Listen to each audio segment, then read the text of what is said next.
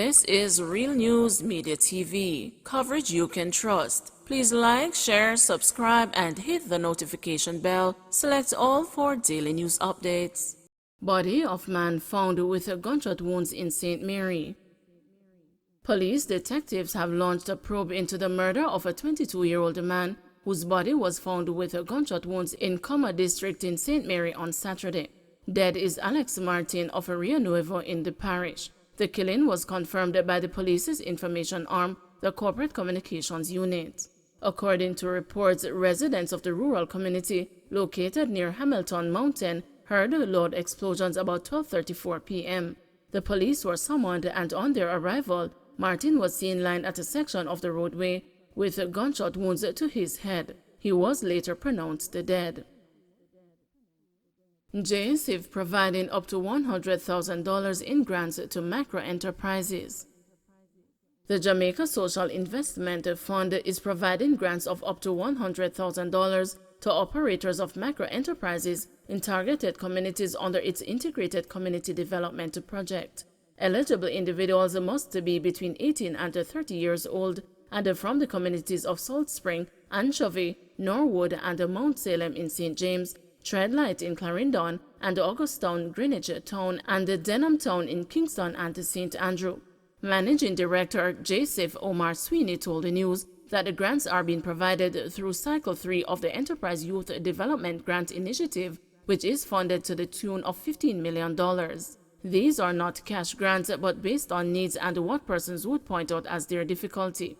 They may receive equipment, training in accounting and budgeting, managing the business, marketing, and customer service, explained Sweeney. He said that successful applicants can also receive support to register themselves as a company. He is encouraging persons to apply, especially if you have a business and you think you need an investment. Sometimes you just need a refrigerator, hair dryer, a vacuum, or a power washer machine to allow your business to maneuver, noting that they can also receive resources to make their business pivot.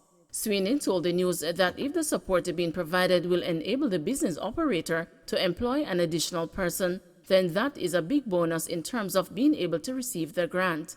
The deadline to apply for the grant is Friday, July 8th. Additional details, including application requirements and forms, are available at the JSIF's website at www.jsif.org. Chuck blasts developments in communities without consultations. Justice Minister Delroy Chuck has chastised some government agencies and municipal corporations for granting approvals for developments in neighborhoods without engaging or consulting residents about the impending decisions. Chuck's comments came in light of recent Supreme Court decisions which disagreed with certain construction developments in some communities across the corporate area. It is simply not right that residents who are beneficiaries of a restrictive covenant should be forced to protect their property rights when they should have been consulted before development approval is granted, he opined. I acknowledge that there will be obstinate and reluctant residents to any new development, but if a fair number of residents are in favor, then in appropriate cases the court can make a decision, said Chuck, who was speaking on Thursday at the Jamaica Developers Association Development webinar. According to him, developers should instead forge an alliance with property owners residing within older communities. I would strongly urge developers to scout properties in areas that beg for rehabilitation and renewal, such as older communities, and in and around the towns and the cities, he stated. Meanwhile, Chuck said there is no need for a protocol to ensure proper consultation between developers and residents to ensure that the character of neighborhoods are maintained and that the privacy of residents are respected. This pact, he said, would also guarantee that the ramshackle and disorderly nature of some housing developments across the country is a thing of the past. The Justice Minister is also proposing that municipal corporations should tackle the issue of poor road conditions in some housing developments by bonding the developers to honor commitments to repair damaged roadways. Residents in these new developments deserve properly asphalted roads to access their homes. It is a crying shame to witness how developers or their contractors destroy roads and completely ignore repeated requests to have them repaired, lamented Chuck. Clarendon matriarch says grief hard to bear as Prime Minister visits, pledges support. I just want to see him face to face and ask him why him do it. I need answers, said a grieving Gwendolyn McKnight yesterday as Prime Minister Andrew Holness visited the mother of 31-year-old Kamisha Wright, who was killed along with her 4 children on June 21 in Cockapease, Clarendon. McKnight's 23-year-old nephew, Rasheen Barnett, has been charged with a heinous crime. McKnight, a mother of 4, said that the grief at the loss of her only daughter and all 4 of her grandchildren gets harder to bear daily. I have one and only one daughter, and she gave me 4 lovely grandchildren. May not even have any more grandchildren to look upon, said McKnight, the pain evident on her face. The bodies of Wright and her 4 children, Kimanda Smith, 15, Sharalee Smith, 12, and a 5-year-old Rafaela Smith, and a 23-month-old Keshawn Henry Jr., were discovered at home with chop wounds and their throats slashed on June 21. McKnight theorized that her daughter was dealt a raw deal by her willingness to assist the accused by offering the accused a place to stay in the northeast central Clarendon community. I was trying to help and this is what I get, she bemoaned. Yesterday, Holness said that the government will be assisting the family with funeral arrangements. It's the least we can do, he said, as he offered condolences to the bereaved relatives. There will be multiple agencies assisting, so I think the funeral and the associated cost will be well taken care of, but there is a kind of emptiness that no matter what we do, it just cannot remove the stain on us all because this murder is an assault on all our sensibilities, he added. And even though it is a family within a family, it has really happened in the Jamaican family because we as a country have normalized the use of violence. The Prime Minister said that the government will also be fast-tracking programs to address the violence within society.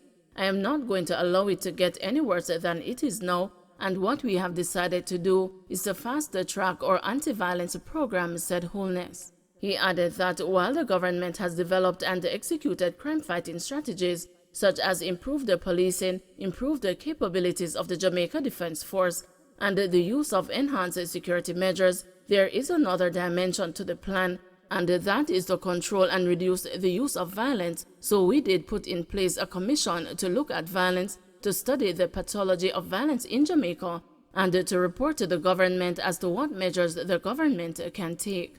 He said that the government should be in receipt of a report shortly and is prepared to act accordingly.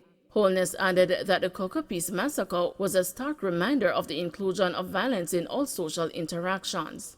We use violence to discipline our children, and all we do is to teach them that the only way to get things done is to use aggression and violence. We use violence in intimate partner relationships as a means of domination and power, and between family and neighbors, and that must change, he said. The Jamaican people have to not just confront the murderer, but we also have to confront ourselves as to how we have to normalize and accept violence. 6 more COVID fatalities, 143 new cases. Jamaica reported 143 new cases of COVID-19 and 6 fatalities on Saturday, July 2, according to the latest statistics from the Ministry of Health and Wellness. This pushed the total number of cases of the virus since the start of the pandemic to 143,240 and the death toll to 3,140. Of the newly reported cases, there were 76 females and 67 males, with ages ranging from 49 days to 93 years. The cases were recorded as follows: Kingston and St. Andrew 44, St. Catherine 33, Clarendon 2, St. James 12, St. Thomas 3, Westmoreland 7, St. Elizabeth 2, Manchester 1, Portland 3, St. Mary 15, and St. Anne 21. Trelawney and Hanover were the only parishes to record 0 cases.